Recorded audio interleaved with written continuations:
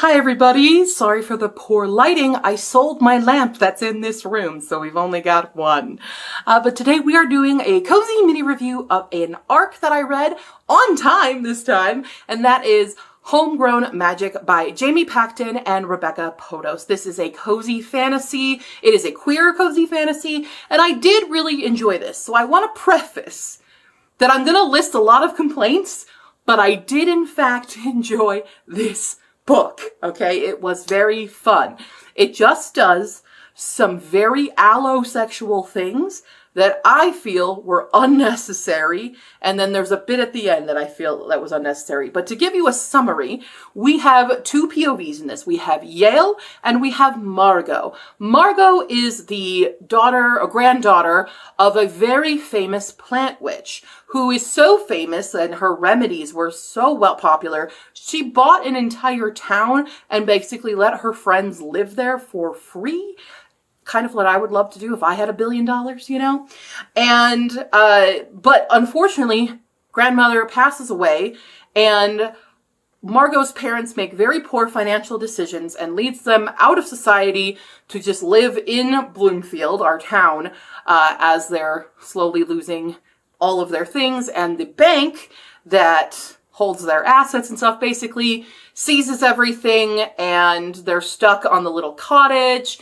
And now everything rests on Margot's shoulders because her parents make a deal with the bank that she's going to be the next greatest thing ever for plant witches. She's going to figure out how to make the natural caster potion, which would turn any normal person into a magic caster.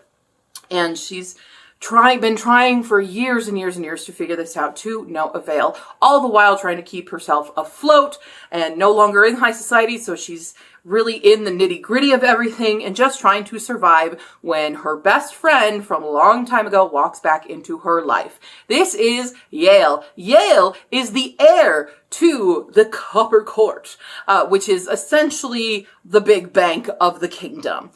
Yale's father is the ruler of this Copper Court. He's the bank manager, basically.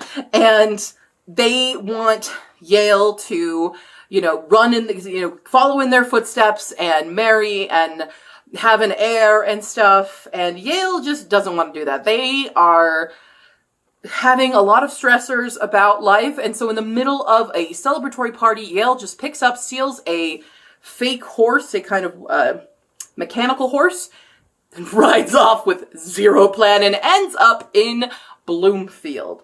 What I did like here with our characters, just to start off the bat, this world is a normalized queer world. Yale is non-binary, uses they, them pronouns, and it's just completely normalized. Their parents are just like, you'll, have an heir some way or the other, whether it comes from your womb or not, we're gonna have an heir, and this is your responsibility to figure that out. So I did like that we didn't have any kind of homophobia or anything in this book with the characters or gender orientations or gender identities. So that was really, really nice. Sexual orientations, gender identities. There's the words I was looking for.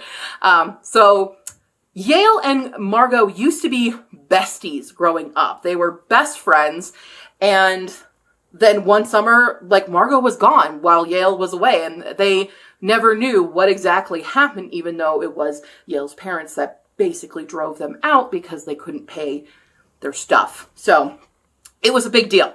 And now they are reunited and Yale wants to stick around. And this is the part I didn't like, is Margot going on, well, I know all the rumors of Yale being good in bed. I could have a one-night stand and end my dry spell of 6 months and 13 days or whatever. And I hate that.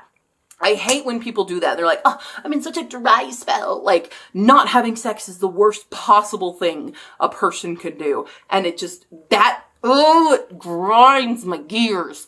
I don't like that. And they don't actually sleep together. They make out a little bit, but Yale is exhausted and falls asleep, and it's pretty funny. But then Margot realizes this is a terrible mistake. Don't get involved with your friends.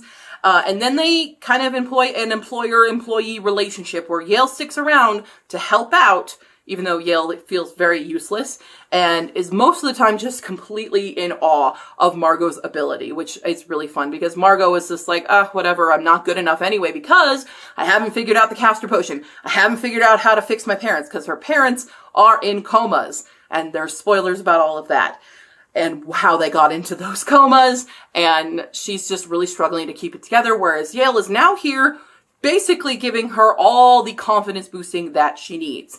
And a lot of shenanigans ensue. Yale's famous designer, Rastanaya, comes into this festival that they're at and ends up really selling Margot on Margot's abilities and things, and they get involved in kind of a fashion show situation to put her name back on the map to try to save Bloomfield, and this leads to their inevitable relationship that culminates, and it's very sweet and cute, and they have this very, very intense, not intense, but like emotional smexy time scene, and that's where the one scene made sense for it to exist here. The follow-up of these other scenes that are smexy times felt so out of place for me. I don't think that spicy scenes are necessary in cozy fantasy. I think that's a completely different vibe to what cozy is. So I got a little frustrated with how much the characters were different in those scenes than they were outside of it. So I was a little annoyed by that, especially later when they're going to return to kind of deal with Yale's parents. There's a smexy scene in the carriage that I felt was completely unnecessary. It's like it did nothing for the plot. It felt so out of place. I don't know why it was there, other than to just sell that this is a spicy book, even though it's a cozy book. And I really, really disagree with cozy being smutty. No, I don't. Please stop. We can close the door sometimes. It's okay to close the door sometimes. Anyway, we get through stuff. There is a third act breakup. It doesn't last super long in terms of page length. It does in terms of time a little bit. But we get, a usual happy ending. My final big problem is the book just ends without a confrontation with Yale's parents, an actual cure scene being made of fixing Margot's parents and saving the town. There's an epilogue that basically just goes, and this was fixed, and she figured it out, and we dealt with this way. And I felt that was such a cop-out. I feel like it was almost the publisher saying we need to keep this book at the usual 368 that all these books are published as. And I feel like that really hurt the end of the book. Those are my main grievances. Otherwise, I loved the world in this. I loved the magic systems. There was really good character growth. Both Yale and Margot have good character growth. But those little tiny things really nag at me. So if you're not a person who's like me, who's super asexual and just tired of being in a very hypersexualized world, you probably will enjoy this book a lot more than me, even though I still gave this 4 stars. Okay. I still really like this. There's really good banter. There's great friendships. And this is beginning of like a companion series. So I believe one of the friends that we see in this and a cousin of Yale I believe they're going to have their own book.